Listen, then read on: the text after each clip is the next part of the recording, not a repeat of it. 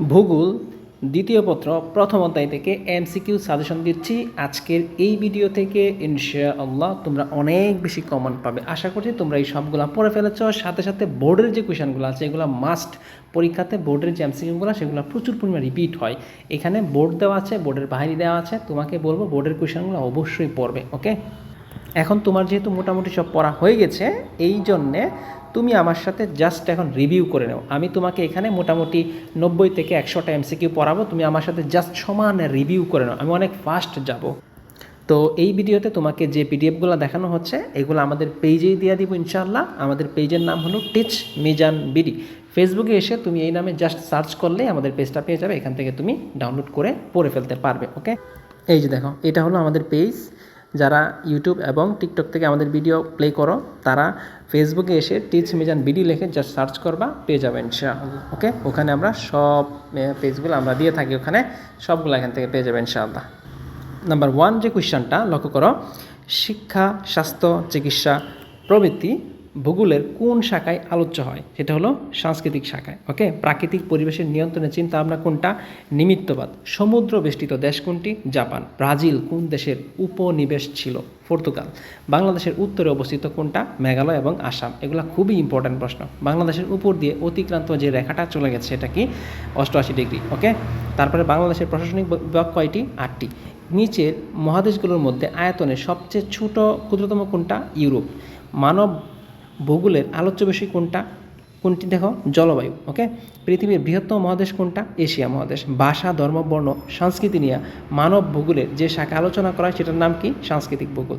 ভূগোলের প্রধান অংশ কয়টা? 2টা। মানব ভূগোল পঠন এবং পাঠনের প্রণালীবদ্ধ রুটম্যাপ প্রস্তুত করে কে? দেখো, ফ্রেডরিক জার্জেল। ওকে, ইলেন চার্চিল ম্যাপলের শিক্ষক কে ছিলেন? ওকে, এই যে দেখো, ফ্রেডরিক জার্জেল। ওকে, তুমি শুধু আমার সাথে খালি এখান থেকে দেখে যাও, তাইলেই হয়ে যাবে ইনশাল্লাহ। পল বিদাল ডিলার্ড ব্লাশ উনি কোন দেশের নাগরিক ছিলেন? ফ্রান্সের। তারপরে 16 নম্বর প্রশ্নটা লক্ষ্য করো। তারপরে যে 17 নম্বর লক্ষ্য করো, বনজ সম্পদ সংগ্রহে ভূগোলের কোন ধরনের একটা বিষয়বস্তু? সম্পদ। কোনটি মানব ভূগোলের শাখা? সবগুলো উত্তর।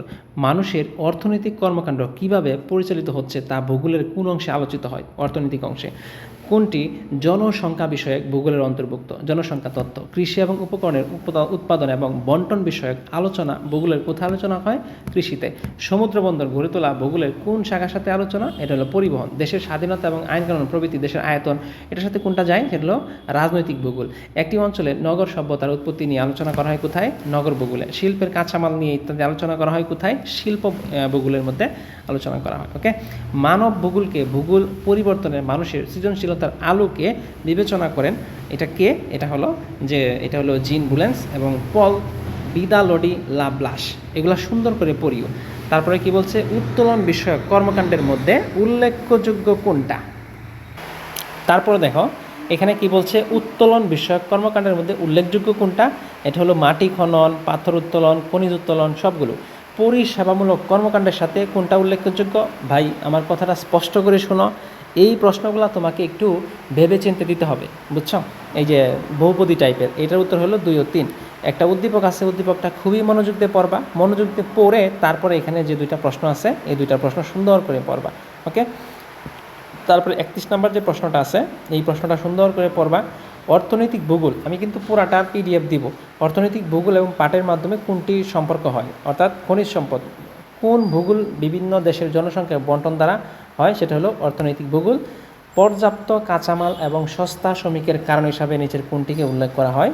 চীন এবং বাংলাদেশ। অর্থাৎ পর্যাপ্ত কাঁচামাল এবং সস্তা শ্রমিক কোন দেশে থাকে? সেটা হলো বাংলাদেশ এবং চীনে। দক্ষিণ এশিয়ার অন্তর্ভুক্ত দেশ কোনটা? এগুলো খুব কমন প্রশ্ন। বাংলাদেশ, চীন, ভারত। পৃথিবীর জনসংখ্যা মোট কত অংশ এশিয়া মহাদেশের অন্তর্ভুক্ত? 1/3 অংশ। মধ্যপ্রাচ্যের দেশ কোনটি? কাতার। কোনটি দেশের দক্ষিণ পূর্ব এশিয়া অঞ্চলের অন্তর্ভুক্ত নয়? কুয়েত। ইউরোপিয়ান পশ্চিমে কোন দেশ থাকে? এটা হলো ইউরোপিয়ান। প্রতি বর্গ কিলোমিটারে কতজন মানুষ বাংলাদেশে ইউরোপ মহাদেশের জনসংখ্যা? 72.9। অর্থাৎ আফ্রিকা মহাদেশে মোট আয়তনটা কত? 3,02,21,532 বর্গ কিলোমিটার। ওকে, তারপরের যে প্রশ্নটা, বিশ্বের মোট জনসংখ্যার কত শতাংশ আফ্রিকা মহাদেশের অধীনে? 14%। মোট স্থলভাগের 20.4 ভাগ জুড়ে কী রয়েছে? আফ্রিকা রয়েছে। উত্তর আমেরিকার মহাদেশের অন্তর্ভুক্ত কতটি দেশ রয়েছে? 33টি। দক্ষিণ আমেরিকার মহাদেশের কোথায় অবস্থিত? উত্তর আমেরিকার দক্ষিণ পূর্ব। আমি কিন্তু অনেক দ্রুত যাচ্ছি, ওকে, তুমি এগুলা পিডিএফ দেখে সুন্দর করে পড়বা। দক্ষিণ আমেরিকার মহাদেশকে অন্তর্ভুক্ত করে 14টি দেশ। নিউজিল্যান্ডের কোন মহাসাগরের দ্বীপ? প্রশান্ত মহাসাগরের। বিশ্বের ক্ষুদ্রতম মহাদেশ কোনটা? অস্ট্রেলিয়া। মানে বিশ্বের অনেক ছোট আর কি দেশটা, এটা হলো অস্ট্রেলিয়া। অ্যান্টার্কটিকা মহাদেশকে পৃথিবীকে কয়টি দেশে বিভক্ত করে? 14টি। ভারতীয় রাষ্ট্রীয় নাম কি? Republic of India. ওকে, ভারতের মোট আয়তনটা কত? 32,87,263। ভূপ্রাকৃতিক বৈচিত্র্য অনুসারে ভারতকে কয় ভাগে বিভক্ত করা হয়? 5 ভাগে। সর্বদক্ষিণে শিবালিক অর্থাৎ শিবালিক পর্বতশ্রেণীর উচ্চতাটা কত? এটা হলো 300 থেকে সামথিং। ওকে, এরপর দিকে যে প্রশ্নগুলো হিমালয় থেকে আসছে, হিমালয়ের সর্বোচ্চ শৃঙ্গের নাম কি? এভারেস্ট। কিংবা যে 8,480 মিটার উচ্চতা বিশিষ্ট নাম কি? এর নাম হচ্ছে কাঞ্চনজঙ্ঘা। কাশ্মীরের উত্তরে যেটার নাম কি? শরৎ হেমন্ত, এটার নাম কি? তারপর ভারতের খাদ্যদ্রব্য, এটা খুবই ইম্পর্টেন্ট, এটা চা এবং তামাক। ওকে, ভারতের বাণিজ্যিক শস্য কোনগুলা? পাট আর হলো বাঁশ। ভারতের পাতব শিল্প বলা হয় কোনটাকে? তামা, লোহা এবং হচ্ছে অ্যালুমিনিয়াম। ওকে, ভারতবর্ষের বয়ন শিল্পের মধ্যে অন্তর্ভুক্ত কোনগুলা? বস্ত্র বয়ন, আরেকটা হলো পাট বয়ন বলতে যেগুলা উৎপন্ন হয় এবং সেগুলাকে হাতে তৈরি করে মেশিন আর কি। ভারতের প্রধান যে শিল্পগুলো আছে এদের মধ্যে মানে সবচেয়ে ইম্পর্ট্যান্ট কোনটা? সেটা হলো হুগলি শিল্প এবং হচ্ছে মুম্বাই। ওকে, আচ্ছা, তারপরে 63 আছে ভারতের হুগলি অঞ্চলের যে প্রশ্নগুলো আছে এটা পড়বা। তারপরে ধাতব খনিজ, এই প্রশ্নটা পড়বা। তারপরে এখানে একটা উদ্দীপক আছে, এই উদ্দীপকটা সুন্দর করে দেখবা, দেখে তারপরে বুঝে তারপরে নিচের যে 65-63 আছে এটা পড়বা। 67, তারপরে 68-র মধ্যে একটা উদ্দীপক আছে, এটা পড়বা। 69 এটা পড়বা। 70-71। ওকে, তারপরে এগুলা সুন্দর করে প্রতিটা দেখাচ্ছি, সুন্দর করে প্রতিটা পড়ো। বাংলাদেশের কোন মহাদেশের অন্তর্ভুক্ত? এশিয়া মহাদেশ। বাংলাদেশের মাঝামাঝি অঞ্চল দিয়ে যে রেখাটা চলেছে না তার নাম কি? কর্কটক্রান্তি রেখা। তারপরে ভারত বাংলাদেশের কয় দিক থেকে অবস্থিত? 3 দিক। অর্থাৎ ভারত বাংলাদেশের কয় দিক থেকে? 3 দিকে। বঙ্গোপসাগর বাংলাদেশের কোন দিকে? সেটা দক্ষিণ দিকে। বাংলাদেশের সর্বমোট সীমারেখা কত?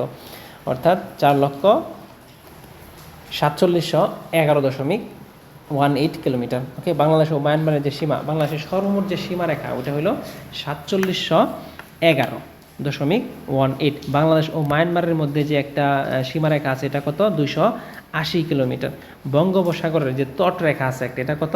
এটা হলো 716। বাংলাদেশের পুরুষ ও নারীর যে একটা অনুপাত এটা কত? 100.3:100। এটা কিন্তু পরীক্ষা আসতে পারে। বাংলাদেশের জনসংখ্যা বৃদ্ধির হারটা কত? 1.37%। বাংলাদেশের মোট কতটি জেলা রয়েছে? 64। ঢাকা বিভাগে কতটি জেলা রয়েছে? 13টি জেলা। সবচেয়ে কম জেলা কোন বিভাগে রয়েছে? সিলেট জেলা। সবচেয়ে বেশি জেলা রয়েছে কোথায়? ঢাকা। বাংলাদেশের পূর্বে অবস্থিত কোনগুলা? সেটা হলো 1 এবং 3, অর্থাৎ ত্রিপুরা এবং আসাম। বাংলাদেশের বিভাগগুলো হলো 1, 2, 3, অর্থাৎ রংপুরের বিভাগের অন্তর্ভুক্ত কোনটা? 1 এবং 3। ওকে, ঢাকা বিভাগের বর্তমান জেলা দেখো, ঢাকা বিভাগের যে বর্তমান জেলা সেটা এখানে কোনটা? কিশোরগঞ্জ আর হলো রাজবাড়ী। ঢাকা বিভাগের বর্তমান অন্তর্গত যে জেলা। তারপরে এখানে সুন্দর একটা উদ্দীপক দেওয়া আছে, ফেনী, কুমিল্লা, চাঁদপুর, এরকম একটা উদ্দীপক দেওয়া আছে। উদ্দীপকের আন্ডারে জাস্ট একটা প্রশ্ন দিয়েছে, তালিকায় ক চিহ্নিত স্থানে কোনটি হবে? এখানে কিন্তু খুবই সুন্দর কিন্তু প্রশ্নটা, তোমাকে বলতেছে যে খ চিহ্নিত জায়গায় কোনটা হবে, মানে একটার পর একটা সিরিয়ালি থাকে তো ওটার কথা বলছে আর কি। তালিকায় ক চিহ্ন চট্টগ্রাম, খ চিহ্নিত স্থানের দেশগুলো কী হবে? জামালপুর এবং টাঙ্গাইল। পৃথিবীর সব দেশের সীমানা উল্লেখ করে যে মানচিত্র তৈরি করে তার নাম কি? বিশ্ব মানচিত্র। কোন মানচিত্র বিদেশি পর্যটকরা পথ নির্দেশনা দেয়? সেটা হলো পথ নির্দেশক মানচিত্র। বাংলাদেশের মানচিত্রের দৈর্ঘ্যের কয় গুণ? 1.4 গুণ। বাংলাদেশের মানচিত্রের দৈর্ঘ্য কত গুণ? 1.4। ভারতের মানচিত্রের দৈর্ঘ্য কত গুণ? 0.75। মানচিত্রে বিভিন্ন অঞ্চলের নাম লেখার ক্ষেত্রে কোনটা কাজ করে? সেটা হলো সমোন্নতি, তারপরে সীমারেখা, নদী উপকূল, এটা পুরোটা। মানব ভূগোলের ক্ষেত্রে কয়টি? এটা হলো 3টি। মানব ভূগোলের বিষয়বস্তু কয়টি উপাদানে? 2টি। মানব ভূগোলের সর্বমোট শাখা আছে কয়টা? 4টা।